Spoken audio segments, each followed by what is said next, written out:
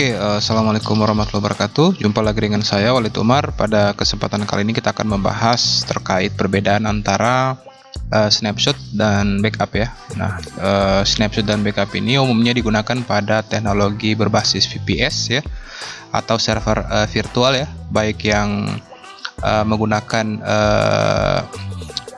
infrastruktur Proxmox ya, yang berbasis open source, ataupun biasa juga akan kita temui pada aplikasi-aplikasi virtualisasi berbasis desktop ya, ataupun VMware SXI. Jadi kita di sini akan sedikit menjelaskan, kita akan mengenal ya perbedaannya apa dan idealnya penggunaannya itu seperti apa. Yang pertama untuk backup ya, saya kira untuk istilah backup sendiri sudah umum dikenali oleh hampir seluruh orang ya. Backup adalah sebuah proses untuk membuat salinan data ya, file atau data, sebagai upaya untuk mencegah data tersebut rusak atau kehilangan data ya.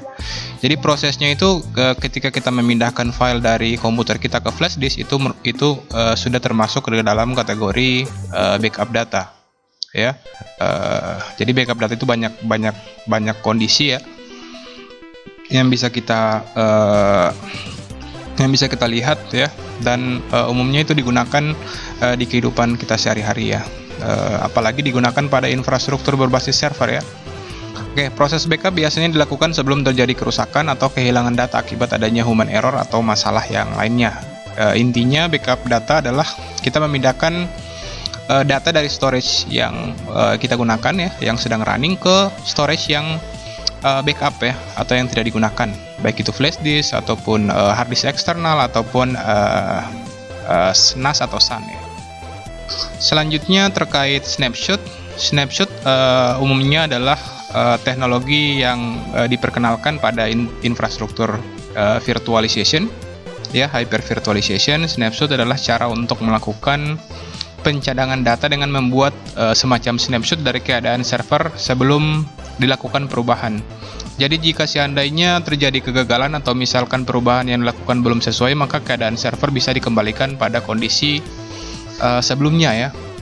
Jadi kita bisa buat semacam timestamp ya, misalnya kita setelah menginstal OS itu kita snapshot ya, yang masih fresh install kita snapshot. Jadi ketika kita sudah menjalankan server dan sudah banyak isinya, kita bisa mengembalikan kondisi pada sebelum pada kondisi fresh install ya, karena kita sudah melakukan snapshot. Di sini ada dua tabel ya yang kita sudah buat untuk membedakan antara backup ya, perbedaan antara backup dan snapshot. Snapshot itu mencadangkan keadaan dari data atau file sebelum dirubah, sedangkan backup mencadangkan semua data atau file. Kalau backup membutuhkan size yang lebih besar, kalau snapshot tidak terlalu besar ya, perubahannya hanya relatif kecil saja. Backup bisa dijadwalkan dan dilakukan secara berjangka atau ada schedulernya ya. Kalau snapshot, jika snapshot sudah dibuat, setiap perubahan pada data akan disimpan secara otomatis. Yang selanjutnya, data backup terisolasi dari data utama. Data snapshot terhubung dengan data utama. Yang selanjutnya dilakukan keamanan data jangka panjang. Kalau snapshot dilakukan untuk keamanan data singkat untuk mendukung proses development ya. Biasanya snapshot ini digunakan untuk ketika kita melakukan pengembangan server ya, aplikasi pada server. Jadi kita bisa buat semacam snapshot untuk agar kita bisa kembali pada kondisi sebelumnya ya. Selanjutnya backup yang dibutuhkan, waktu yang dibutuhkan untuk mencadangkan lebih lama, sedangkan snapshot bisa lebih cepat ya. Nah, contoh implementasi nyatanya kita bisa pakai Ubuntu ya, bisa pakai VMware. Sini kita pakai VMware Workstation. Kita punya sebuah server virtual Ubuntu. Nah, di sini kita bisa lakukan snapshot ya. Misalnya kita power on. Ini kondisi pengujiannya ya. Ketika kita menguji apakah kita akan menguji layanan snapshot dulu ya, yang saya rasa tidak umum ya pada kebutuhan kita sehari-hari. Dia akan login ya ke sistemnya.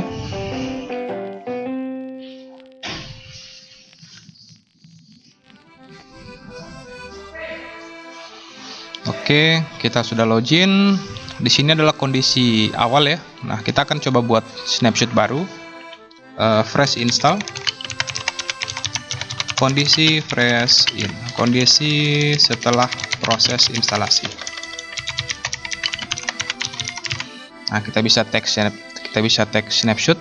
Nah, kalau kita lihat kita sudah punya tag snapshot ya. Jadi kita bisa kembali pada kondisi itu.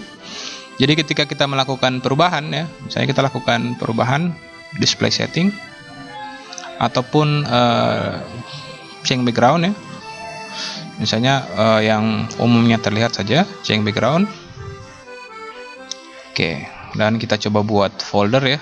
Misalnya kita buat folder baru. Folder project ya, folder project. Nah, selanjutnya bagaimana ketika kita ingin mengembalikan kondisi pada fresh install ya?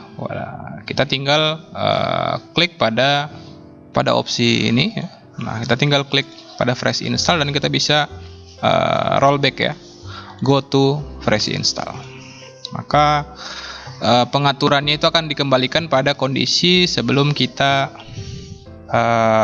dia akan restore virtual machine state-nya pada kondisi fresh install yang sudah kita buat sebelumnya ya. Nah, kita bisa lihat sekarang kita sudah kembali pada kondisi sebelumnya ya.